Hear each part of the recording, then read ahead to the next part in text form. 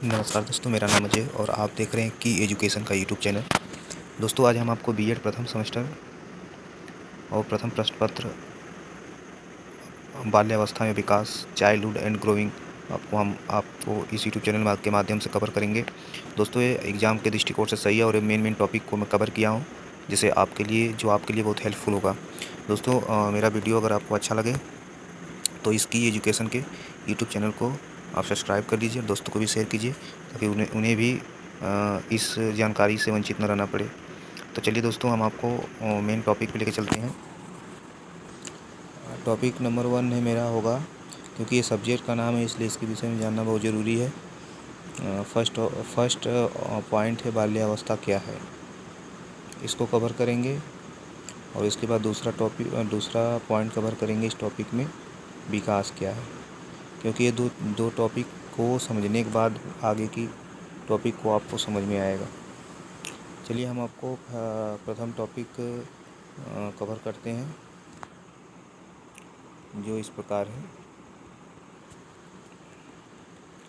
जैसे दोस्तों, बाल्यावस्था क्या है, पहले हम परिभाषा में से कवर करेंगे, फिर इसके बाद कुछ शिक्षाविद हैं उनके माध्यम से, राइटरों के माध्यम से, उनके शब्दों में हम आपको व्यक्त करेंगे। तो परिभाषा में यह है कि समानता 6 से, देखिए दोस्तों, इसमें मेन टॉपिक है आपको, इसमें 6 से 12 वर्ष, इसको याद करना आपको ज़रूरी है कि आयु के बीच की अवधि को बाल्यावस्था कहा जाता है।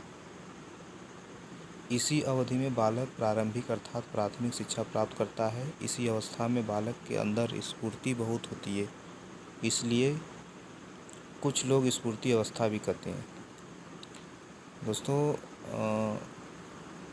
इसमें यह बताने का प्रयास किया गया है, क्योंकि जो बालक का 6 से 12 वर्ष की अवस्था होती है, इसमें उसको इतना उत्सुकता होता है कि वो कोई भी चीज़ सीखना चाहता है तो जल्दी सीख पाता है, और सीखने की उसके अंदर जिज्ञासा उत्पन्न होती है। इस अवस्था को ही बाल्यावस्था कहा जाता है। चलिए हम कुछ राइटरों के माध्यम से हम आपको बताते हैं, जो आपके लिए बहुत इम्पोर्टेंट हैं।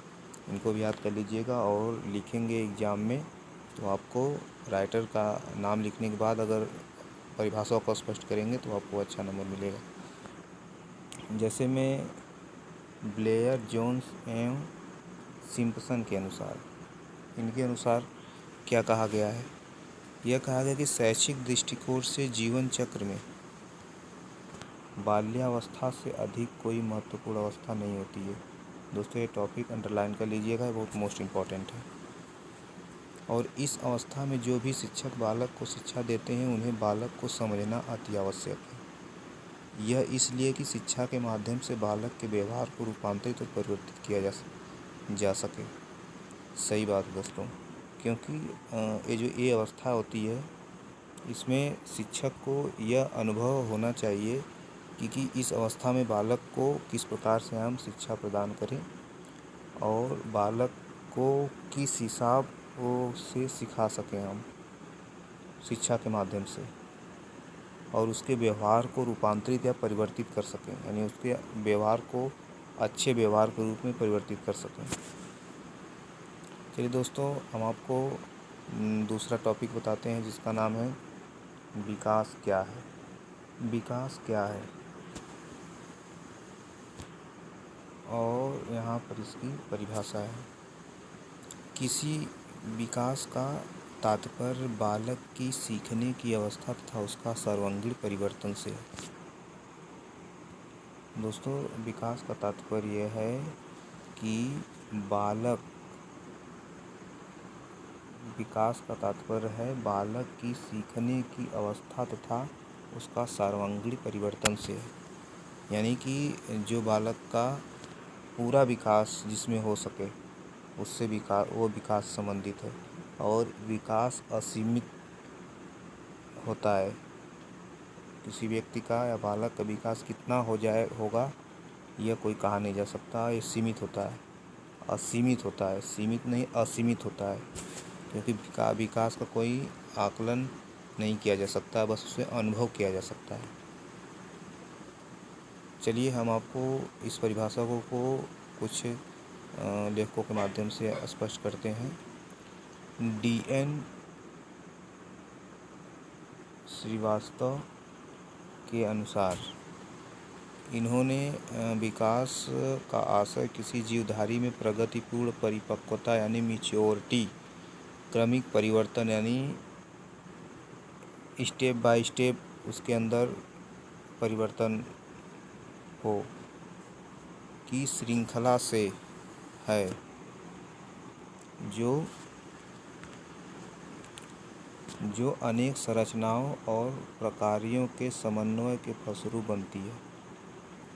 ठीक है दोस्तों, और आइए हम आपको दूसरे राइटर हैं लारबारबा के अनुसार, ये बहुत छोटी सी परिभाषा दिए हैं और इनकी भी परिभाषा बहुत अच्छी और हेल्पफुल है क्योंकि ये आपको आसानी से याद हो जाएगा। इनका कहना है कि विकास का अर्थ बालक के मैच्योर व परिवर्तनों से है जो जीवधारी के जीवन में समय के साथ घटित होते हैं। सही बात दोस्तों, जो समय के साथ घटित होता है, जैसे मैच्योर बालक होता जाता, बढ़ता चला जाता है, उसका विकास होता चला जाता है बालक का। और दोस्तों बस इतना मैं कवर किया। अब नेक्स्ट टॉपिक में हम आपको बताएंगे वृद्धि और विकास। वृद्धि क्या है, विकास क्या, अलग अलग बताएंगे। फिर आपको बताएंगे वृद्धि और विकास की अवधारणा क्या है और वृद्धि और विकास में अंतर क्या है। तो दोस्तों मेरा यूट्यूब चैनल को सब्सक्राइब कीजिए, दूसरों को भी शेयर कीजिए और दोस्तों को भी शेयर कीजिए ताकि उनको भी इस नोट्स के विषय में पता हो सके और वो भी जानकारी प्राप्त कर सकें। वीडियो अच्छी लगी तो दोस्तों लाइक कीजिए, सब्सक्राइब कीजिए की एजुकेशन के यूट्यूब चैनल को। धन्यवाद।